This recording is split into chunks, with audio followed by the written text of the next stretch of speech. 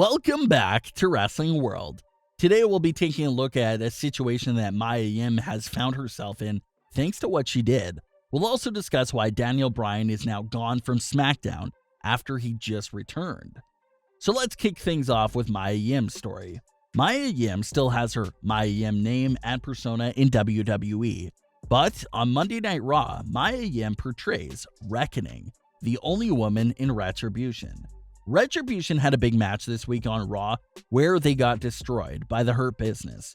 But that wasn't what everyone was talking about. What everyone was talking about was that little stunt and act that Mia Yim pulled off during the match. In the middle of the match, and to assist the rest of Retribution, Mia Yim rolled into the ring and started completely acting out, as if something was seriously wrong with her. She was able to distract the referee long enough that she helped her team.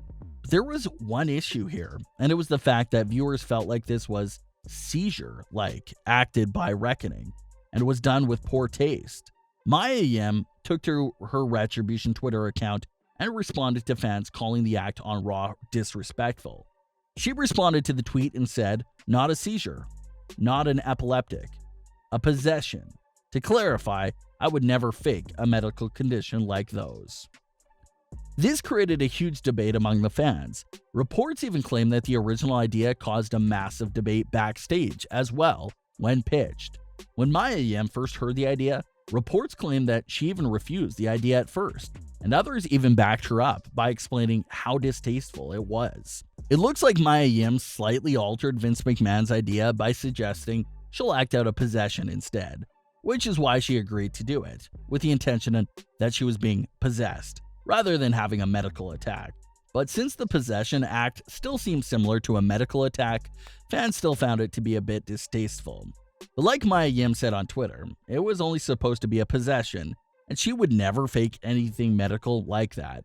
So that sets the record straight there. During my first viewing of the moment, I thought it was a possession as well. I thought maybe Reckoning was starting to be affected by the Fiend's effect, since he was interacting with Retribution this week prior to Raw. I feel like that would have been a little interesting to explore as well. What if this was a real possession that she was going through, and the rest of Retribution didn't know what was going on? It could have also kept the Fiend fresh in Retribution's head, because they would just be constantly wondering if he's the one possessing Reckoning. But we come back from a dramatic commercial break, and it turns out that she was just faking it. So that really put a quick end to all of the theories I was coming up with for that possession. It was very similar to a medical attack though, and that's why so many fans jumped on Mia Yim. But the fans and everyone on Twitter have to be a bit smarter. You have to remember that Mia Yim doesn't write the show. She doesn't come up with that idea. It's pretty pointless to come after her like if she was the one that wanted to do that. It's the equivalent of being upset with an actor for the action that their character did in a movie. The actor had nothing to do with the portrayal and actions of their character. You're getting upset with the wrong person. That's exactly what's going on here with this situation. Could it still be seen as disrespectful and distasteful? It absolutely can, but it's wrong to drag Mia Yim down for the act. She's only doing what she was told to do. Ali touched on the same situation as well. Many fans are being highly critical of Retribution right now. They look like a soft and weak faction right now more than ever before. They're losing matchups nonstop, they're getting destroyed. Ali, the actual leader, keeps running away every single time. A fan brought some of these points up to Ali, and Ali pretty much said the same thing we were talking about before. He said that fans are getting upset with them, and they have to remember that Ali and Retribution aren't the ones writing the show, so don't blame them. That's absolutely true for everything going on here. Hopefully no one's affected by what happened on that edition of Raw and everything continues to go smoothly. I am a bit worried for Mia Yim though, if that report of her denying the idea was true. It was right of her to stand up against a poor idea and a suggestion like that, but turning down a direct idea from Vince McMahon and refusing to do it usually doesn't lead to good things. But hopefully it still turns out okay for all of them. Daniel Bryan is already gone? As surprising as it is, it seems like that's the story here. After just returning a few weeks ago, it appears that Daniel Bryan is back on the sidelines. Daniel Bryan lost his Survivor Series qualifier against Jey. But not only did he lose, Bryan was absolutely destroyed by Jey to signify Jey's heel turn. Jey unleashed such a massive attack on Daniel Bryan that it seemed like it will write him off for a long time. WWE released a medical update on Daniel Bryan following SmackDown. Following his match with Jey Uso on Friday Night SmackDown, Daniel Bryan was evaluated in the WWE trainer's room, complaining of back and lower abdominal pain.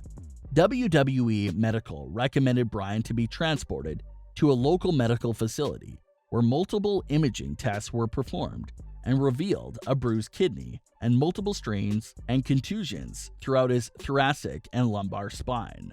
Bryan was released from the facility last night and is now convalescing at home. So of course, none of that is real, so you can't pay it much attention and really look into that update. It's just a storyline injury report to showcase the impact of Jey's attack and really show viewers that he really took out Daniel Bryan for a long time. You can't really look into the injuries that WWE lists because WWE never stays true to their storyline injuries. Like we saw with Sasha Banks after she was attacked from Bayley. WWE labeled Sasha Banks with an injury that had a recovery period of 2 to 4 months, but Sasha was back in 2 weeks. So the injuries WWE comes up with on these injury reports usually have no meaning, so we don't have to go into detail with that. The point is that Daniel Bryan appears to be written off of television for the time being.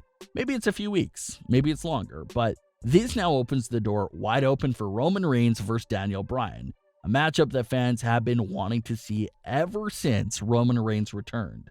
With Jey now being alongside Roman Reigns, Roman no longer has a challenger for the Universal title. Of course, Roman Reigns will be taking on Randy Orton at Survivor Series, so that should keep Roman busy for the next few weeks. But what happens after that? Who will be his next challenger? Well, if Daniel Bryan returns after Survivor Series, Bryan has a very good chance to seek revenge on both Roman and Jey. The story has been planted, so it makes sense from Daniel Bryan to return with his focus solely being on Roman Reigns and Jey for what they did to him. WWE listed so many injuries for Daniel Bryan on this report that Daniel Bryan could definitely use the line of, "You almost ended my career." I think it's great and respectable challenger for Roman Reigns. The program of Roman Reigns versus Daniel Bryan could even get as personal as the one with Jey, and WWE could even try to recreate some of that magic that they had with the Jey story. Daniel Bryan will obviously be heading into this matchup as the underdog, so they can try to play off that as well. I think everyone who enters the ring with Roman right now will be the underdog, no matter what, so that's not much of a surprise there. A matchup with The Rock will probably be fair ground. I think that'll be an equal matchup. But as far as going up against anyone else, I think Roman Reigns will always be the favorite in the match. I love what's going on with Roman and Jey as well. We always talk about the standout performances as well as great overall acting. That's exactly what we got from both Roman and Jey. Jey especially really brought his best performance out from the opening segment of SmackDown all the way to the closing moments of SmackDown. Jey was definitely the star this week. But what are your thoughts on today's wrestling news stories? Did you like Mia Yim's portrayal on Raw? Do you like the idea of Daniel Bryan versus Roman Reigns? Leave your comments. Don't forget to subscribe with all notifications on, and leave a like if you enjoyed. Thanks for watching, guys.